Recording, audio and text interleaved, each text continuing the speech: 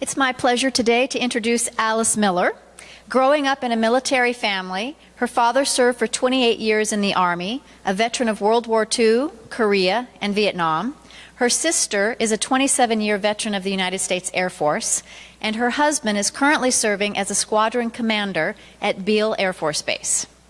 Alice is a nurse by profession, a wife, a mother, a grandmother, and she is also a collector of women's military and service uniforms and their histories.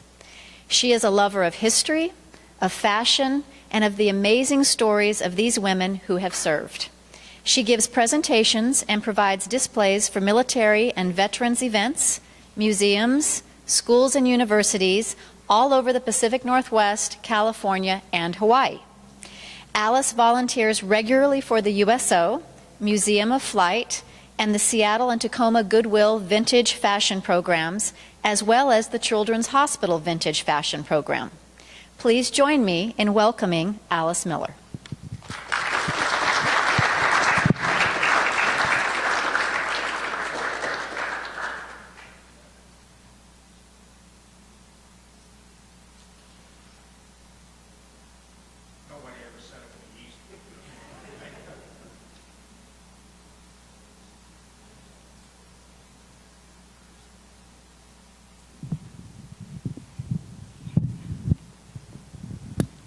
Whew.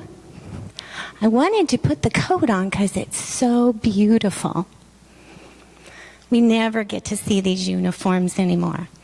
I'm an Army brat. Is that okay? Okay, good, good. I'm delighted to be here with you today, and I'm so honored. Oh my goodness, all the veterans and stories that I'm here in this very room with.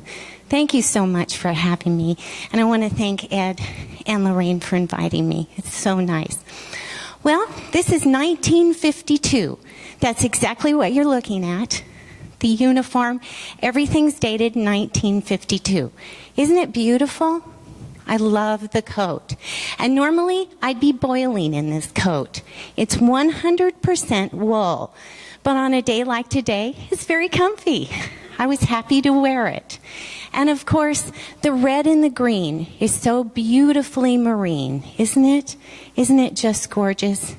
These are things we don't want to forget about. These are histories we don't ever want to forget about. Well, I'm going to start a little bit with fashion. I hope that's okay. You guys just relax. We're going to talk just a smidge about fashion. I got my bell cap on, and of course, my nails match the cord on my bell cap. That's very important. Could I have an assistant for just a moment? Someone to help me here? Thanks. General? Thank you. Okay, well, I'm going to take my gloves off here. Notice my gloves and my purse and my pumps. These are not just shoes. My pumps all match. They're brown. They're dark marine brown. Not just brown. They're marine brown. And my purse is made out of buffalo hide. They started doing this in World War II. They thought buffalo hide was much sturdier than cowhide, but it's not really. It didn't turn out that way. But it's a beautiful purse, and they issued these to you. And of course, they open with a clasp. A little different than the Navy and the wax and the spars. It's the Marines were always a little bit different, always a little classier with their uniforms. And now my coat, like I said, is 100% wool. Well, this is post-World War II. And during World War II, we conserved materials, right? So the women, their skirts were just about at their knee. Well, post-World War II, they called it the new look. So everything came back down again. The men didn't like it because they couldn't see their legs very well anymore. So they complained about it. Oops. Okay. And then I have my red wool scarf on. Take that off. Thank you. Now, you notice the length of my skirt? You can see some leg, but not a lot.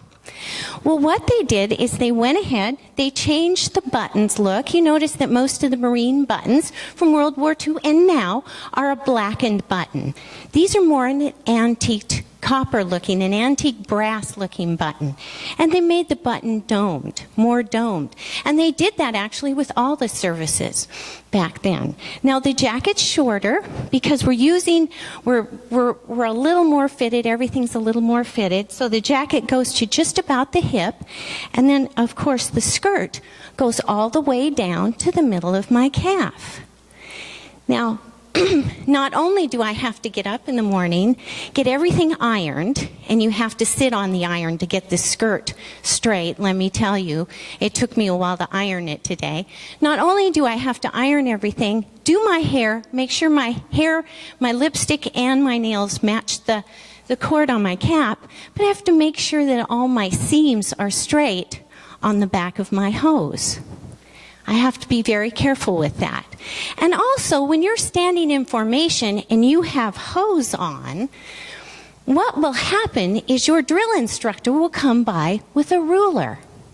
And if you don't have exactly 3 inches from the top of the foot of your sock to the very top of your heel, if there's not exactly 3 inches, you get a gig.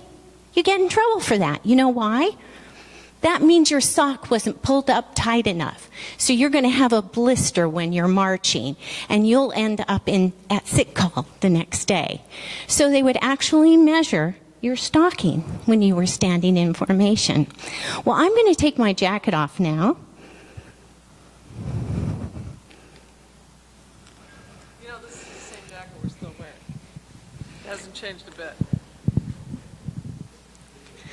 The Marines did a good thing to begin with. They didn't change it that much.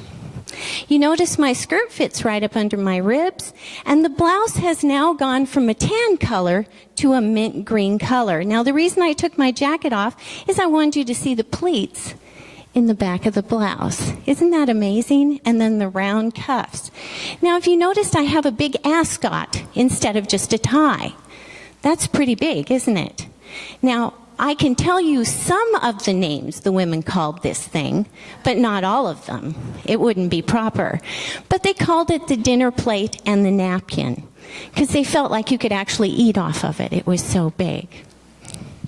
Well, it's a beautiful uniform, isn't it? And also, the shoes are very special. They have the eagle, globe, and anchor embossed in the heel of the shoe in gold.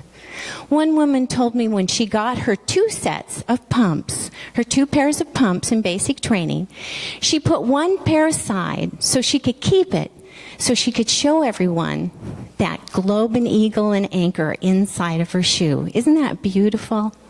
And I actually brought a pair for you to look at, and I'll let you pass that around.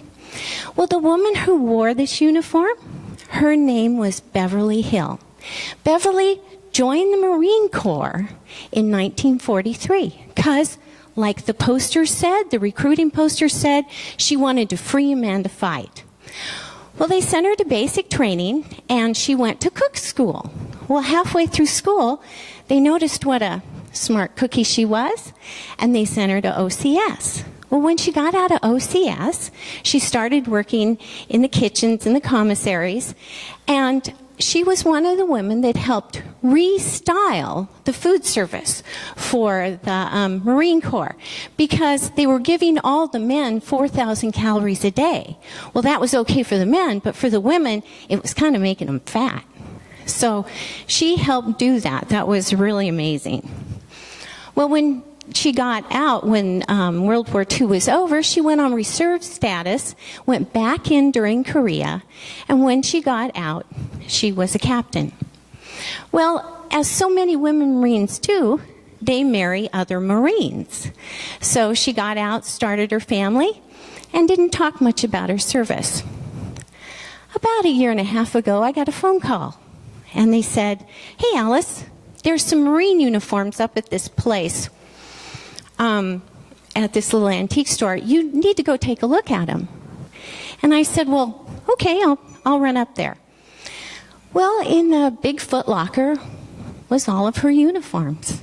And there was a lot of men's uniforms as well. And the uniforms weren't in very good condition. You could tell they were put away and left there, like I find so many of them. Moth holes, dirty, weren't in the best condition. Anyway, so I bought the women's uniforms, and I asked him, I said, would you please, if you could, here's my card, I'd like to contact the family and talk about the service. Because, as he was saying, there are less than 3,000 women Marines that served in Korea. So to have uniforms that are actually dated 1952 are very, very special. Well, I got a phone call from the daughter. And she said, oh yeah. She says, my dad was a Marine. But she said, I have to admit, until we opened that Foot Locker in the garage, we had no idea that my mother was a Marine. They never talked about her service, just about her dad's. She said, we found pictures and all those uniforms. I said, she didn't really know much, so we had to research her mother together. And let me tell you what, I can't, how many times this happens. Somebody says, we had no idea my mother served. We found her uniforms in the basement. We had no idea who she was before we were born. How many times I've interviewed veterans with the children sitting there, and it's the first time they've ever heard those stories. So if there's one thing I leave you with today, share your stories. Tell your family who you are, what you did. Every one of you, please. It's so important to our history, and it's so important to our country now. This is a very tough time for everyone. Please do that. Thank you so much. Thank you.